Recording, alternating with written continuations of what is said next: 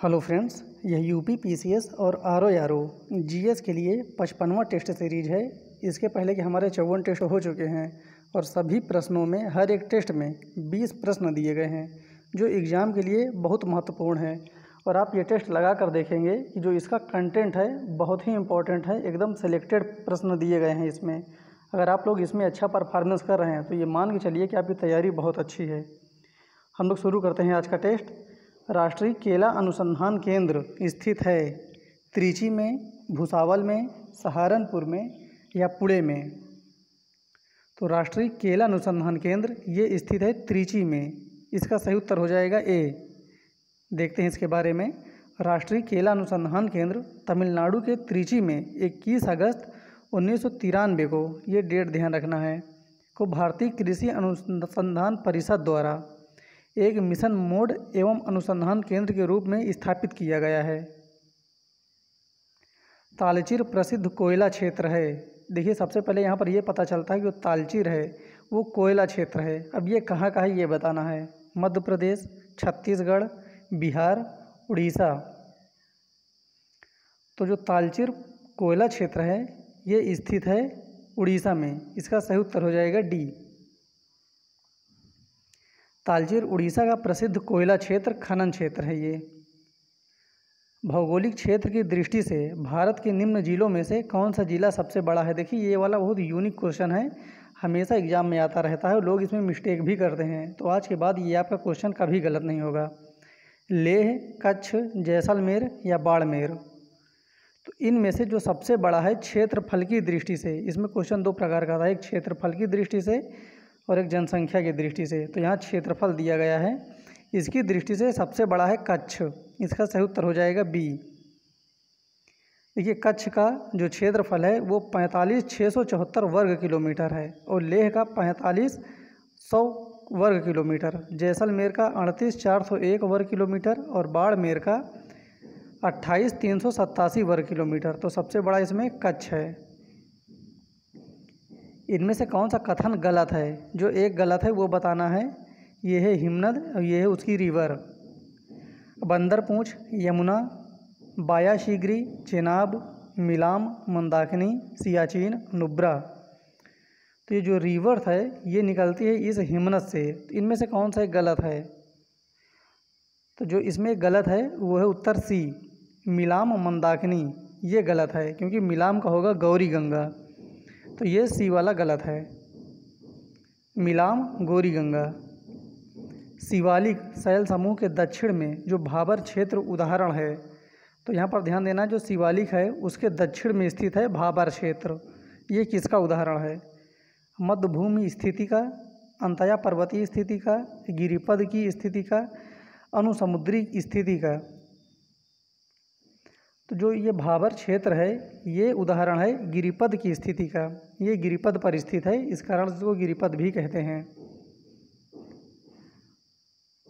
बाबर लिखा हुआ यहाँ पर, ये भाबर होगा। भाबर मैदान शिवालिक के गिरिपद क्षेत्र पश्चिम में सिंध से पूर्व में तीस्ता के बीच फैला हुआ है। तो ये इसका ध्यान देना है, कहाँ से कहाँ तक फैला हुआ है। सिंध से तीस्ता के बीच में भाबर क्षेत्र विस्तारित है। ब्रिटिश भारतीय राज्य क्षेत्र का अंतिम विस्तार हुआ है। ये कब हुआ था अंतिम विस्तार ब्रिटिश क्षेत्र का। डफरिन के समय में, डलहौजी के समय में, लीटन के समय में या करजन के समय में। तो जो ब्रिटिश भारतीय राज्य क्षेत्र था उसका अंतिम विस्तार हुआ है लॉर्ड डफरिन के समय में। इसका सही उत्तर हो जाएगा ये।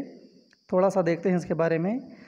1885 में तृतीय आंग्ल बर्मा युद्ध हुआ और 1 जनवरी 1886 को बर्मा को ब्रिटिश भारत में मिला दिया गया, जो ब्रिटिश भारतीय राज्य का अंतिम विस्तार भी था। तो पूछ लिया जाए कि ब्रिटिश द्वारा जो विस्तारित किया गया अंतिम क्षेत्र है वो कौन सा है, तो बर्मा हो जाएगा, बर्मा क्षेत्र। निम्नलिखित में से कौन अवध का ब्रिटिश रेजिडेंट था जब अवध का ब्रिटिश साम्राज्य में विलय हुआ। James Outram, Sleeman, bishop Heber, general Low. इसका सही उत्तर हो जाएगा ए, जेम्स आउटरब। ये उस समय के ब्रिटिश रेजिडेंट थे। अंग्रेजों द्वारा सिंध विजय संपन्न हुआ। लॉर्ड एलनबरो के समय, लॉर्ड हार्डिंग के समय, लॉर्ड ऑकलैंड के समय, लॉर्ड एमहर्स्ट के समय। अंग्रेजों द्वारा सिंध विजय हुआ था लॉर्ड एलनबरो के समय। इसका सही उत्तर हो जाएगा ए। गवर्नर जनरल लॉर्ड एलनबरो के काल जो 1842 से 1844 के दौरान अगस्त 1843 में सिंध को पूर्ण रूप से ब्रिटिश साम्राज्य में मिला लिया गया था। निम्न में से किस व्यक्ति ने सर्वप्रथम स्वराज शब्द का प्रयोग किया और हिंदी को राष्ट्रभाषा माना? यहाँ पर दो वर्ड दिया गया है, स्वराज शब्द का प्रयोग भी किया था और हिंदी को राष्ट्रभाषा भी माना था।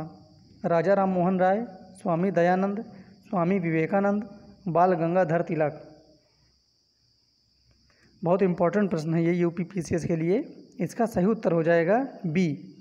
स्वामी दयानंद ने सबसे पहले स्वराज शब्द का प्रयोग किया और हिंदी को राष्ट्रभाषा माना।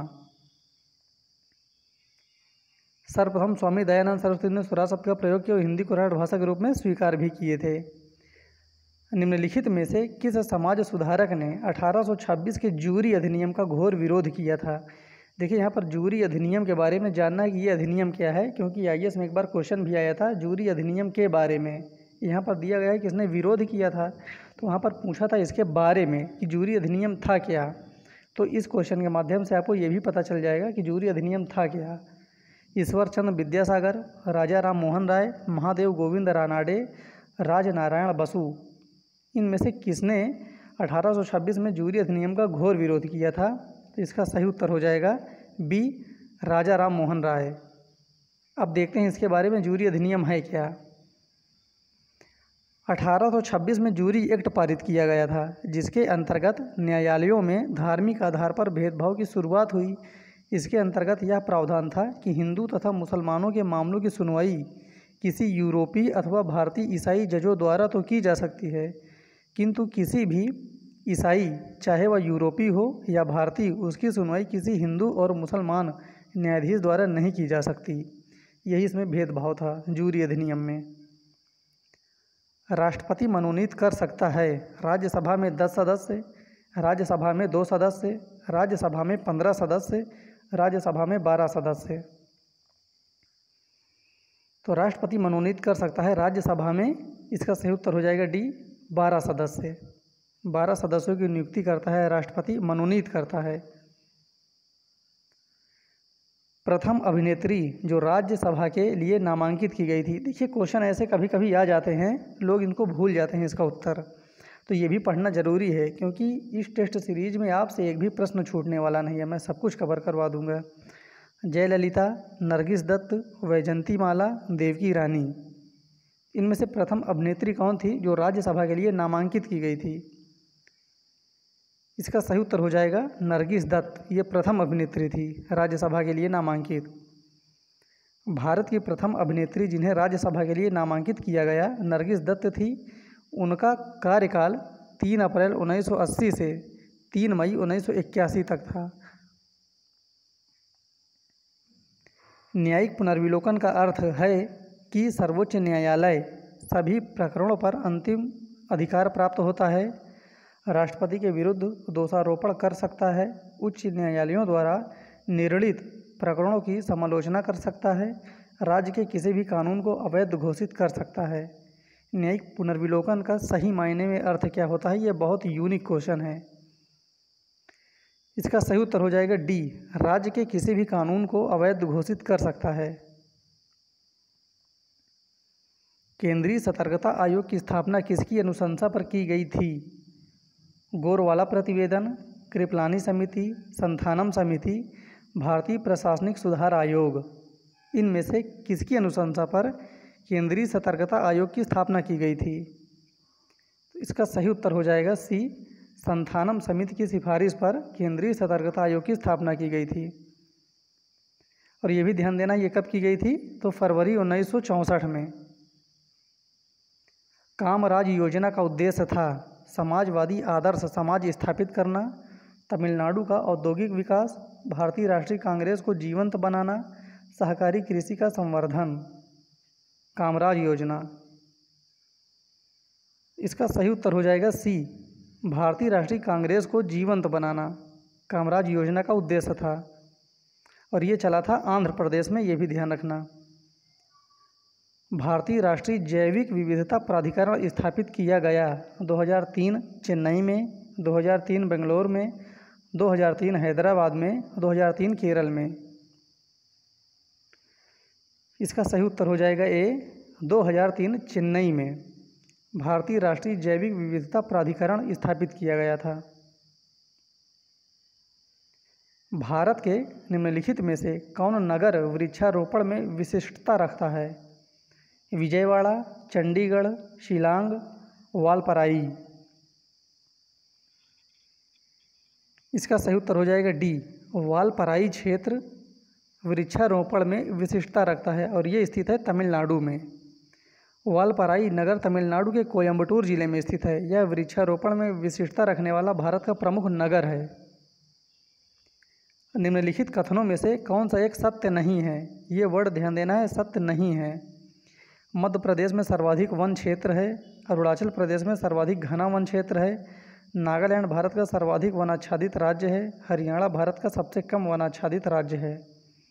तो इनमें से कौन सा एक कथन सत्य नहीं है? जो गलत है वो बताना है। इसका सही उत्तर हो जाएगा सी, नागालैंड भारत का सर्वाधिक वनाच्छादित राज्य है। ये गलत है, बाकी अन्य तीनों सही हैं। वृक्षादित क्षेत्र सर्वाधिक है पूर्वी दक्कन में। ये बहुत इंपॉर्टेंट क्वेश्चन है, काफ़ी बार एग्जाम में आया है ये।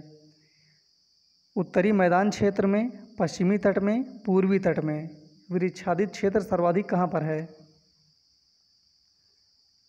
इसका सही उत्तर हो जाएगा ए, पूर्वी दक्कन में। पूर्वी दक्कन में सबसे ज़्यादा इन चारों में से वृक्षादित सर्वाधिक क्षेत्र है। औद्योगिक मलबे में सर्वाधिक रासायनिक प्रदूषण होता है। रासायनिक प्रदूषण के बारे में बताना है। चमड़ा उद्योग, कागज़ उद्योग, रेयान उद्योग या वस्त्र उद्योग। तो जो औद्योगिक मलबा है उसमें से सबसे ज़्यादा रासायनिक प्रदूषण होता है। इसका सही उत्तर हो जाएगा ए, चमड़ा उद्योग से। औद्योगिक मलबे से सर्वाधिक रासायनिक प्रदूषण चमड़ा उद्योग से होता है। जल प्रदूषण तथा मृदा प्रदूषण के लिए प्रमुख रूप से यही उद्योग उत्तरदायी है। ध्यान देना यहाँ पर, जल और मृदा के लिए, दोनों के लिए। तो इस प्रकार से आज हमारा 55वां टेस्ट सीरीज कंप्लीट हुआ है।